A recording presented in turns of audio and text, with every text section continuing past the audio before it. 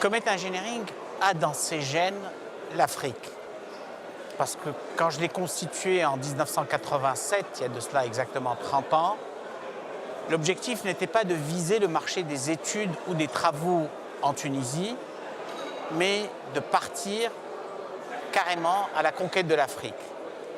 L'idée au départ, en 87, la Tunisie était en difficulté économique, financière, une fin de règne politique, donc pas beaucoup de projets en Tunisie. Et l'idée était que la Tunisie étant à la croisée des chemins, un pays africain, un pays musulman, un pays arabe, toute entreprise basée dans un tel pays pouvait bénéficier des financements accordés par les bailleurs de fonds originaires de ces régions. L'aventure continue, nous sommes en train de construire le puzzle africain. L'Afrique, c'est 54 pays, nous en sommes à 30. Et notre ambition est de continuer la construction de ce puzzle. Les rencontres Africa sont importantes pour nous parce qu'elles confirment l'orientation que nous avons prise il y a 30 ans et que le reste, beaucoup d'autres opérateurs découvrent aujourd'hui. Donc elles nous confortent dans le choix que nous avons fait, dans le choix de l'accompagnement de l'Afrique dans son développement. L'Afrique est le continent qui promet pour les années qui viennent. L'Afrique est le continent de la promesse. L'Afrique est le continent de la classe moyenne émergente. La classe moyenne a besoin de tout ce que nous produisons et tout ce que nous savons produire, nous, dans Comet, à savoir, elle a besoin d'électricité, d'eau potable, d'assainissement, de services d'éducation et de services de santé.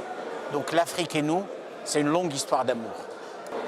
Ce genre de rencontre est pour nous d'abord l'occasion d'affirmer notre africanité. C'est également l'occasion pour nous d'inviter un certain nombre de nos clients partenaires.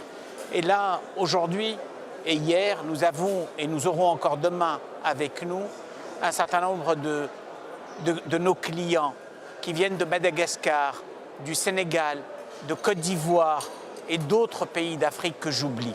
Ce genre de rencontre nous permet de rencontrer également tous ceux qui s'intéressent à l'Afrique, de mieux comprendre leurs besoins, de savoir en quoi nous pourrions les accompagner. Nous qui avons une longue expérience de l'Afrique, de ses difficultés, mais aussi de ses succès et de ses promesses, en quoi nous pouvons les accompagner pour faire que leur chemin soit moins tortueux qu'il ne serait sans nous. La Tunisie avait créé plusieurs banques mixtes en Afrique avec la participation de la Société tunisienne de banque. Donc on avait été visionnaire déjà. Ce n'est pas aujourd'hui que la Tunisie se tourne vers l'Afrique. Effectivement, par la suite, il y a eu une période de grande absence. Aujourd'hui, la Tunisie renoue avec son africanité et sa position dans la globalisation fait que la Tunisie continue à investir les autres champs du possible, l'Europe et le reste du monde, mais continue et s'oriente résolument vers l'Afrique pour labourer fructueusement le champ africain.